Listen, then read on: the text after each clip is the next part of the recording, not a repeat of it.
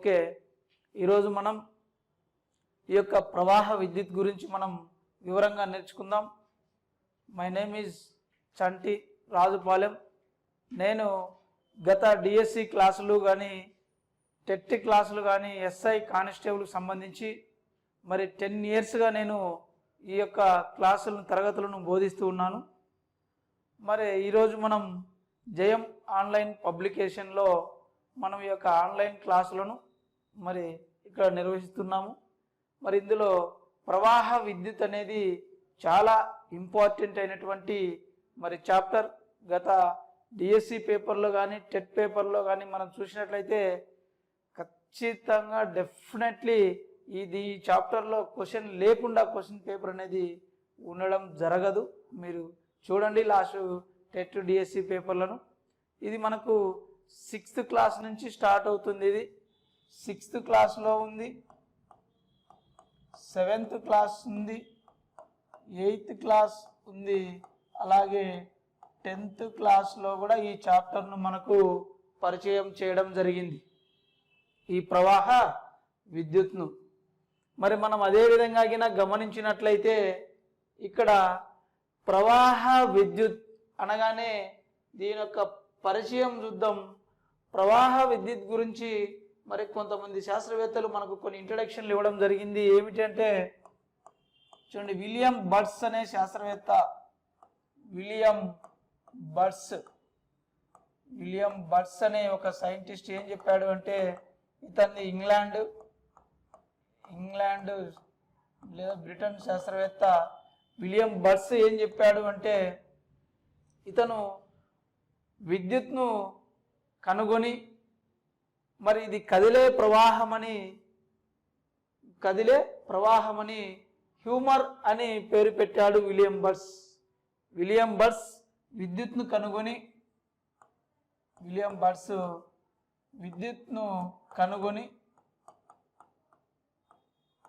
ఇది కదిలే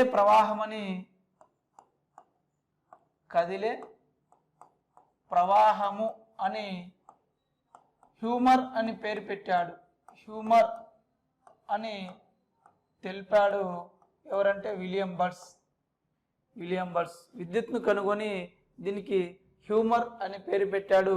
ఇది కదిలే ప్రవాహం అని కూడా తెలిపాడు. నెక్స్ట్ గిన మనం గమనించినట్లయితే చూడండి, బెంజమిన్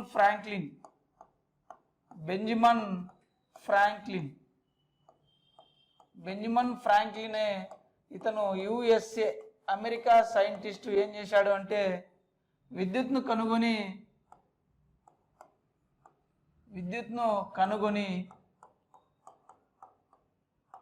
దీనికి ధన రుణ ఆవేశాలు ఉంటాయని తెలిపాడు. ధన రుణ ఆవేశాలు ఉంటాయని తెలిపాడు. ధన రుణ ఆవేశాలు ఉంటాయని తెలపడం జరిగింది. ఎవరు? Benjamin Franklin. మరి అదే విధంగా మనం గమనించినట్లయితే నెక్స్ట్ చూడండి, లూగి గాల్వానీ. ఇంపార్టెంట్, చాలాసార్లు ఎగ్జామ్లో అడిగినటువంటి క్వశ్చన్ లూగి గాల్వానీ. ఈ లూగి గాల్వానీ ఇటలీ శాస్త్రవేత్త. ఇతనేం చేశాడంటే, చనిపోయినటువంటి కప్ప కాళ్ళకు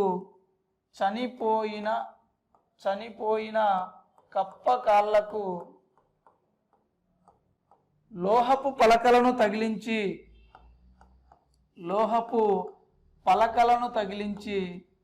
చనిపోయిన కప్ప కాళ్ళకు లోహపు పలకలను తగిలించినప్పుడు అది ఎగిరి పడుతుందని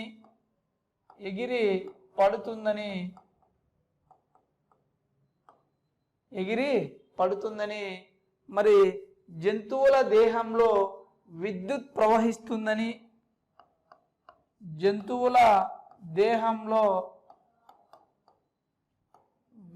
ప్రవహిస్తుందని దీనినే జీవ విద్యుత్గా భావించాడు.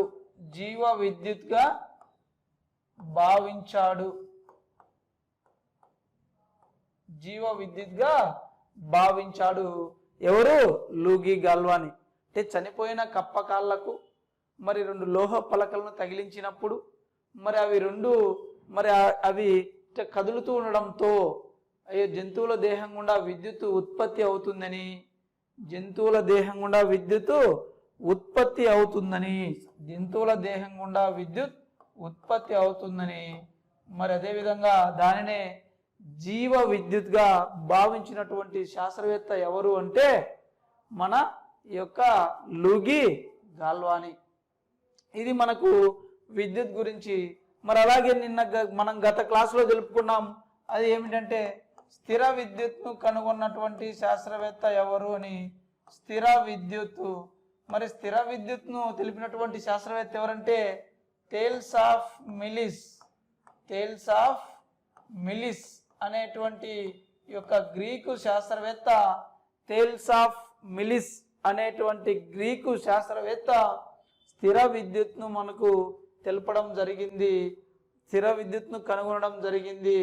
మరి అదేవిధంగా కింద గమనించినట్లయితే చూడండి, మొట్టమొదటిసారిగా చూడండి మరి పవర్ ప్లాంట్ను మరి ఎక్కడ ఏర్పాటు చేశారు? మొట్టమొదటిసారిగా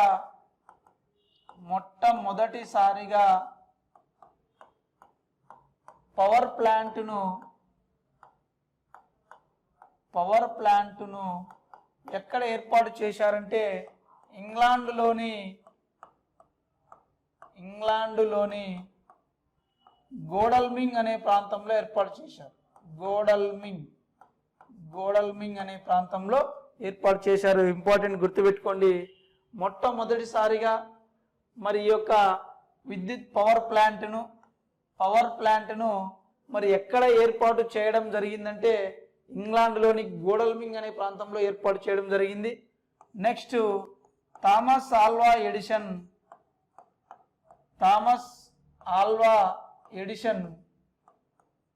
తన మొట్టమొదటి విద్యుత్ ఉత్పత్తి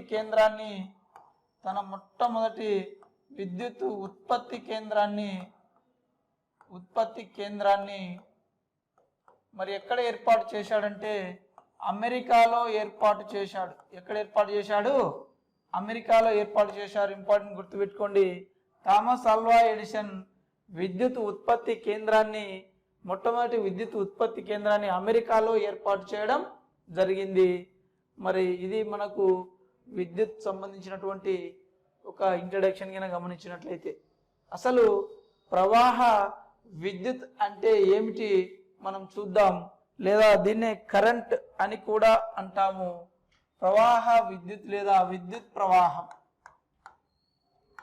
ఏమిటి? విద్యుత్ ఆర్ కరెంట్. విద్యుత్ ఆర్ కరెంట్ అంటే ఏమిటి? విద్యుత్ లేదా కరెంట్ అంటే ఏమిటి అంటే చూడండి, జనరల్గా మనం కనుక గమనించినట్లయితే ఎలక్ట్రాన్ల ప్రవాహాన్నే మనం కరెంటు అంటాం. ఎలక్ట్రాన్ల ప్రవాహాన్ని కరెంట్ అంటాం. కానీ మనం జనరల్గా దీన్ని ఎలా చెప్తామంటే చూడండి, ఇది విద్యుత్ చూడండి, ఇక్కడ మనం గిన ఒక వాహకాన్ని తీసుకున్నట్లయితే, ఇది ఒక తీగ, ఒక వాహకాన్ని గిన తీసుకున్నట్లయితే టీ సెకండ్ల కాలంలో ఈ వాహకం యొక్క మధ్య ఛేదం గుండా వెళ్ళే విద్యుదావేశ పరిమాణాన్నే మనం కరెంటు లేదా విద్యుత్ ప్రవాహం అంటాం. అంటే ఒక సెకను కాలంలో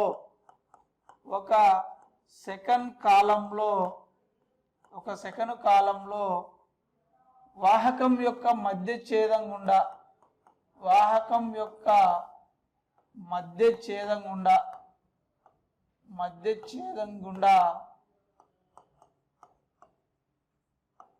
వెళ్ళే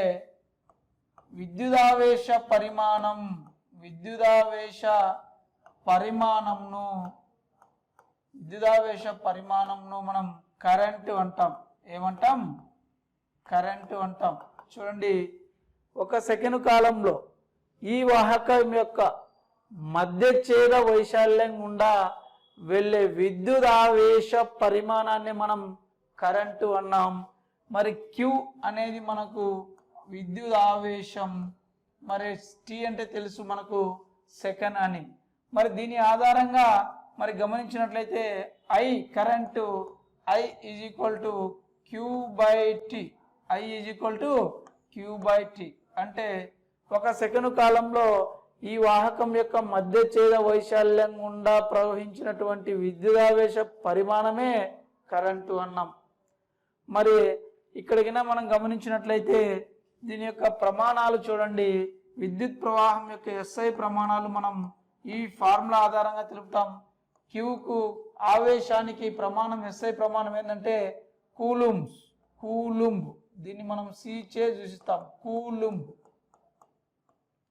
కూలుంబ్ ఆవేశం యొక్క SI ప్రమాణం కూలుంబ్, C చే సూచిస్తాం. మరి కాలానికి ప్రమాణం సెకండ్. మరి దీని యొక్క SI ప్రమాణం కింద మనం గమనించినట్లయితే ఏముంటుందంటే coulomb for second. Very very important. దీన్నే మనం ఏమని పిలుస్తాము అంటే కూలుంబ్ ఫర్ సెకండ్కే మరొక పేరు ఏంటంటే యాంపియర్. యాంపియర్ చూడండి, క్యాపిటల్ ఏతో చూస్తాం. Ampere coulomb for second that equal ampere. Very very important, గుర్తుపెట్టుకోండి. ప్రవాహ విద్యుత్ యొక్క SI ప్రమాణం ఏది? యాంపియర్ లేదా కూలుంబ్ ఫర్ సెకండ్. మరి మనం జనరల్గా గమనించినట్లయితే ఇది విద్యుత్ ప్రవాహం అన్నాం. మరి విద్యుత్ ప్రవాహాన్ని కొలవడానికి ఉపయోగించే పరికరాన్ని ఏమంటాం? విద్యుత్ ప్రవాహాన్ని కొలవడానికి ఉపయోగించే పరికరాన్ని మనం ఏమంటామంటే అమ్మీటర్. ఏమంటాం? అమ్మీటర్. ఇంపార్టెంట్, గుర్తుపెట్టుకోండి. విద్యుత్ ప్రవాహాన్ని కొలవడానికి ఉపయోగించే పరికరాన్ని మనం అమ్మీటర్ అంటాం. ఇది మనకు ప్రవాహ విద్యుత్ సంబంధించి. నెక్స్ట్ అదేవిధంగా మనం గమనించినట్లయితే పొటెన్షియల్ తేడా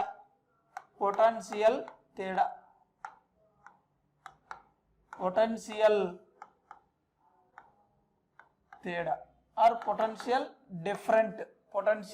డిఫరెంట్ అంటాం. పొటెన్షియల్ డిఫరెంట్ అంటే ఏమిటంటే చూడండి, ఇది విద్యుత్ ప్రవహిస్తున్నటువంటి ఒక వలయం అనుకుందాం. ప్లస్ ధనావేశం రుణావేశం, ఇందులో విద్యుత్ ప్రవహిస్తుంది అనుకుందాం. విద్యుత్ ప్రవహిస్తుంది, ఇది A అనే బిందువు, ఇది B అనే బిందువు అని మనం గమనించినట్లయితే ఇక్కడ సపోజ్ ఒక ప్రమాణ ధనావేశం అనే బిందువు ఉంది A దగ్గర. ఈ ప్రమాణ ధనావేశాన్ని B దగ్గరికి తీసుకువెళ్ళాలి. చూడండి, వలయంలో ఉన్నటువంటి ప్రమాణ ధనావేశాన్ని, పాజిటివ్ ఛార్జెస్ని ఒక బిందువు నుండి మరొక బిందువుకు మరి కదల్చడానికి విద్యుత్ చేసినటువంటి పనినే మరి పొటెన్షియల్ తేడా అంటాం. చూడండి, చాలా సింపుల్. చూడండి, వలయంలో ఉన్న ప్రమాణ ధనావేశాన్ని ఒక బిందువు నుండి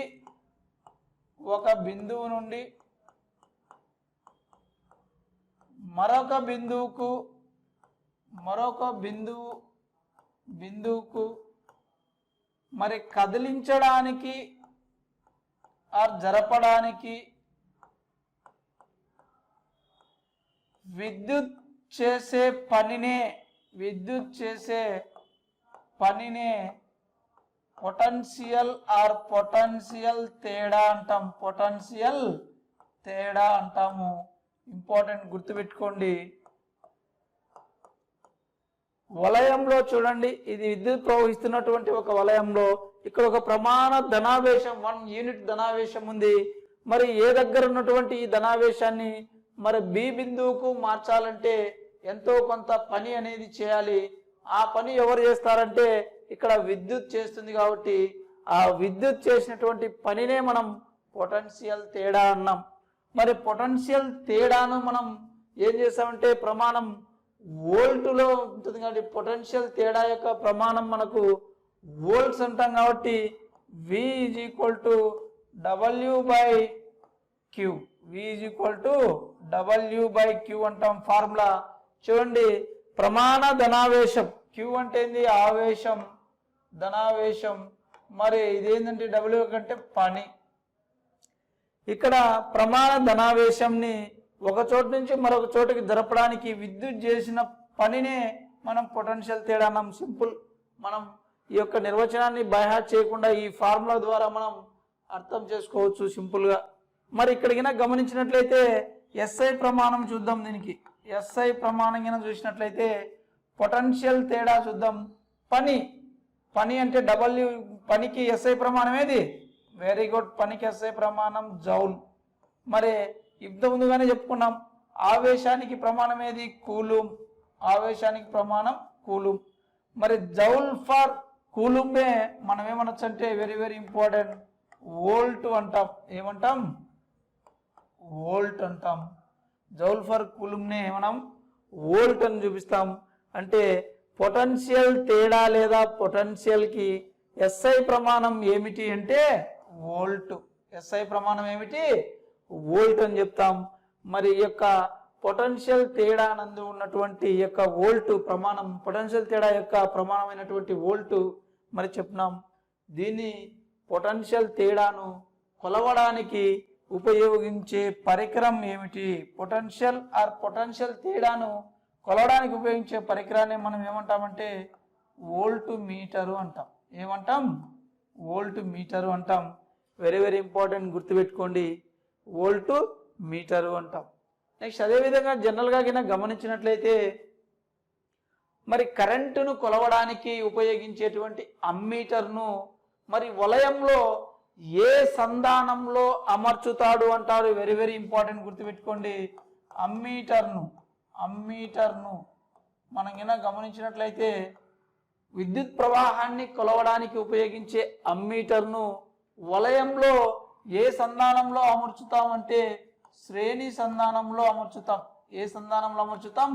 శ్రేణి సంధానంలో అమర్చుతాం. మనకు నెక్స్ట్ క్లాసులో వస్తుంది శ్రేణి సంధానం అంటే ఏమిటి, సమాంతర సంధానం అంటే ఏమిటి. అదేవిధంగా వోల్ట్ మీటర్ పొటెన్షియల్ తేడాను కొలవడానికి మరియు వోల్ట్ మీటర్ను మరి వలయంలో ఏ సంధానంలో అమర్చుతాము అంటే ఎస్, సమాంతర సంధానంలో అమర్చుతాం.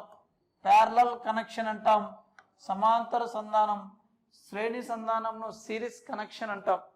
ఇది ఇంపార్టెంట్, గుర్తుపెట్టుకోండి. అమ్మీటర్ శ్రేణి సంధానంలో అమర్చాలి, వోల్ట్ మీటర్ను సమాంతర సంధానంలో అమర్చాలి. నెక్స్ట్ అదేవిధంగా మనం గమనించినట్లయితే విద్యుత్ చాలక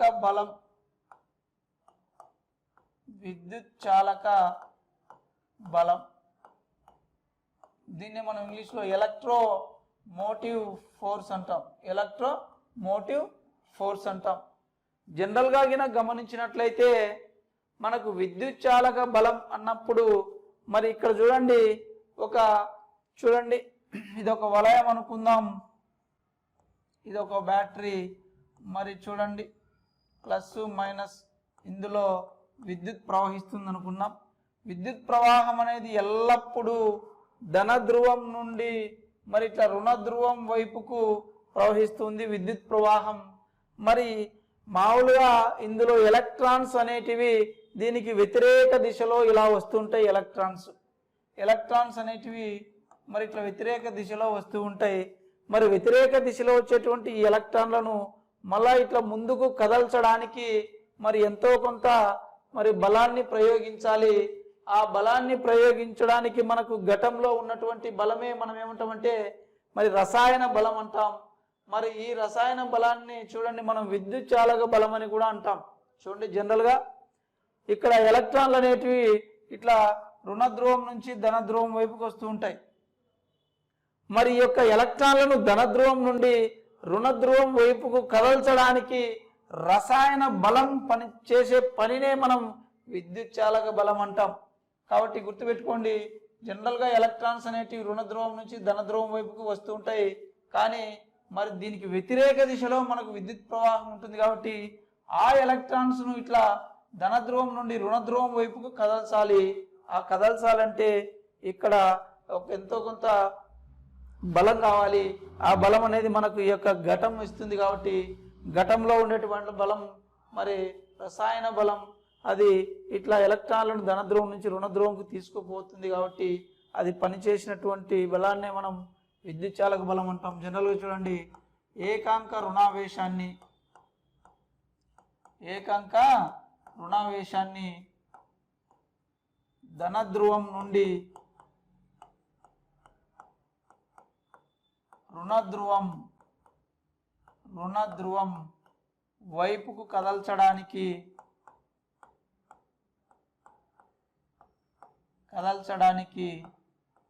రసాయన బలం చేసే పనినే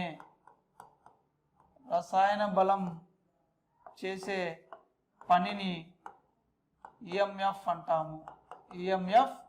అంటే విద్యుత్ చాలక బలం. ఏకాంక రుణావేశం చూడండి, ఎలక్ట్రాన్స్ ఇక్కడ ఉన్నాయి, ఎలక్ట్రాన్ రుణావేశాన్ని కలిగి ఉంటాయి. ఎలక్ట్రాన్స్ ఇట్లా ధన ధ్రువం నుంచి ఇట్లా రుణ ధ్రువం వైపుకి ఇట్లా తీసుకువెళ్ళడానికి ఇక్కడ ఉన్నటువంటి ఘటంలో ఉన్నటువంటి రసాయన బలం చేసే పనినే విద్యుత్ చాలక బలం అంటాం. మరి విద్యుత్ చాలక బలానికి కూడా ఎస్ఐ ప్రమాణం ఏం చెప్పొచ్చు అంటే వోల్ట్. విద్యుత్ చాలక బలానికి కూడా ఎస్ఐ ప్రమాణం ఏం చెప్పొచ్చు, వోల్ట్ అని చెప్పొచ్చు. ఇది మనకు ఈఎంఎఫ్ సంబంధించి. నెక్స్ట్ గిన మనం గిన గమనించినట్లయితే ఈ యొక్క చూడండి ఈఎంఎఫ్ సంబంధించి నెక్స్ట్ పదార్థాలు రకాలు అంటే ఏమిటో చూద్దాం. చూడండి, విద్యుత్ ప్రసారాన్ని బట్టి పదార్థాలను 3 రకాలుగా వర్గీకరించడం జరిగింది. విద్యుత్ ప్రసారాన్ని బట్టి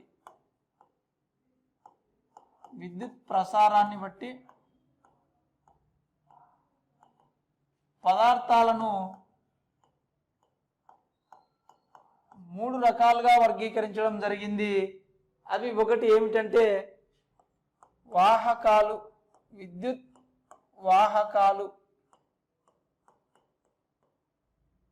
వీటినే కండక్టర్స్ అంటాం, కండక్టర్స్. నెక్స్ట్ నెంబర్ 2 మరియు విద్యుత్ బంధకాలు, ఇన్సులేటర్స్. నెక్స్ట్ నెంబర్ 3 అర్ధవాహకాలు, సెమీ కండక్టర్స్. ఇది మనకు విద్యుత్ ప్రసారాన్ని బట్టి పదార్థాలను మనకు ముఖ్యంగా 3 రకాలుగా వర్గీకరించారు. మరి విద్యుత్ వాహకాలు అంటే ఏమిటి? వాహకాలని మనకి ఇక్కడే ఉంది. ఇవి తమ గుండా విద్యుత్ ప్రసారాన్ని సులువుగా ప్రవహింపజేస్తాయి. విద్యుత్ ప్రసారాన్ని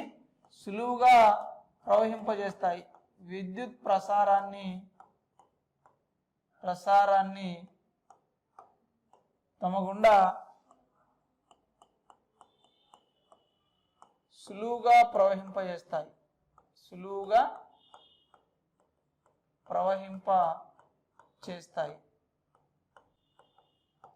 అందుకే మనం వీటిని ఏమంటాం, విద్యుత్ వాహకాలు అంటాం.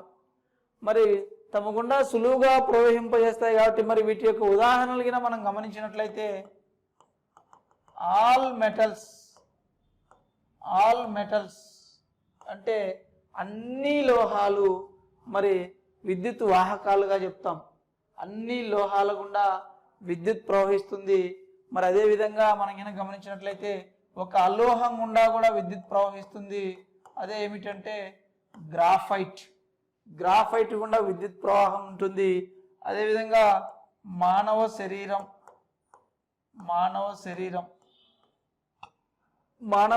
కూడా విద్యుత్ వాహకమే. కాబట్టి మరి ఆల్ మెటల్స్ అన్నాం. ఆల్ మెటల్స్ అంటే వెండి కానీ, బంగారం కానీ, అల్యూమినియం కానీ, జింక్ కానీ, ప్లాటినం కానీ మనం గిన గమనించినట్లయితే ఆల్ మెటల్స్ గుండా విద్యుత్ ప్రవాహం అనేది జరుగుతుంది. మరి ఒక అలోహం అయినటువంటి గ్రాఫైట్ గుండా కూడా విద్యుత్ ప్రవాహం అనేది జరుగుతుంది. మానవ శరీరం కూడా విద్యుత్ ప్రవాహమే. మరి వీటన్నిటిల్లో అతి ఉత్తమ విద్యుత్ ప్రవాహం, ప్రపంచంలోనే అతి ఉత్తమ విద్యుత్ ప్రవాహం ఏమిటి అంటే అతి ఉత్తమ విద్యుత్ వాహకం దేని చెప్తామంటే వెండి. వెరీ వెరీ ఇంపార్టెంట్, గుర్తుపెట్టుకోండి. ప్రపంచంలోనే అతి ఉత్తమ విద్యుత్ వాహకంగా దేన్ని చెప్తామంటే వెండి చెప్తాం. ఎందుకంటే దీని గుండా విద్యుత్ అనేది చాలా సులువుగా ప్రవహిస్తుంది. అంటే ఈ వెండిలో ఉన్నటువంటి మరి ఈ యొక్క పదార్థంలో నిరోధం అనేది తక్కువగా ఉంటుంది. మనకు నిరోధం అంటే ఏందో తర్వాత తెలుస్తుంది. కాబట్టి అతి ఉత్తమ విద్యుత్ ప్రవాహం అంటే వెండి తర్వాత చూడండి, వెండి అతి ఉత్తమ విద్యుత్ ప్రవాహం. తర్వాత ఇత్తడి తర్వాత రాగి, తర్వాత అల్యూమినియం, తర్వాత ఇనుము.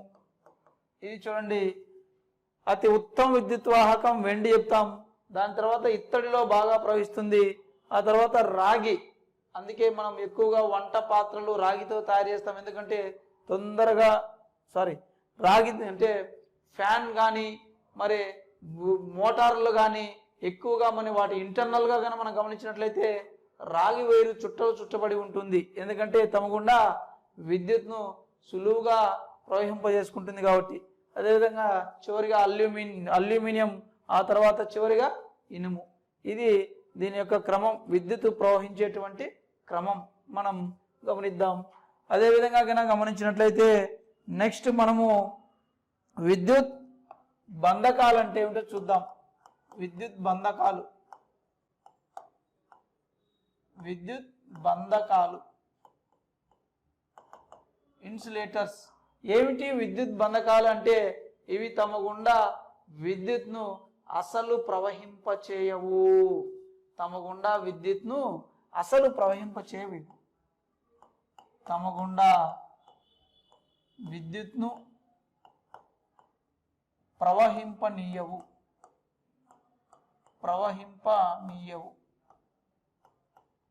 మరి ఏ పదార్థాలైతే తమ గుండా విద్యుత్ను ప్రవహింపనీయవో వాటిని మనం విద్యుత్ బంధకాలు అంటాం.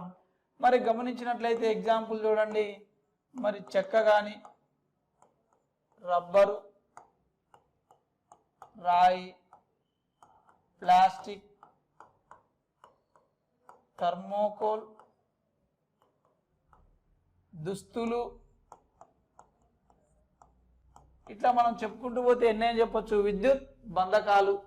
అదేవిధంగా మనం కనుక గమనించినట్లయితే చూడండి, స్వచ్ఛమైన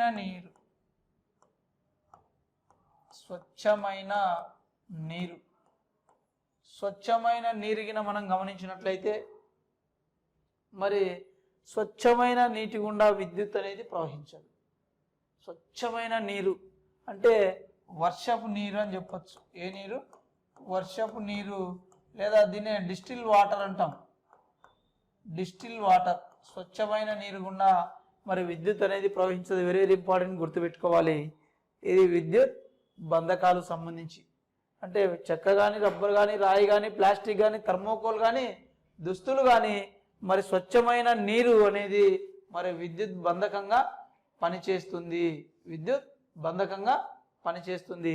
నెక్స్ట్ మనం చూసినట్లయితే నెక్స్ట్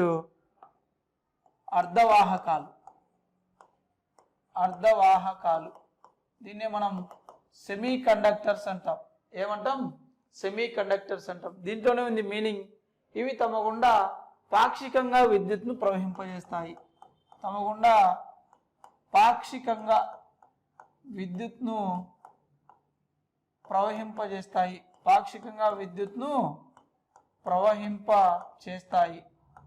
కాబట్టి అందుకే పాక్షికంగా ప్రవహింపజేస్తాయి అన్ని అర్ధవాహకాలు అన్నాం.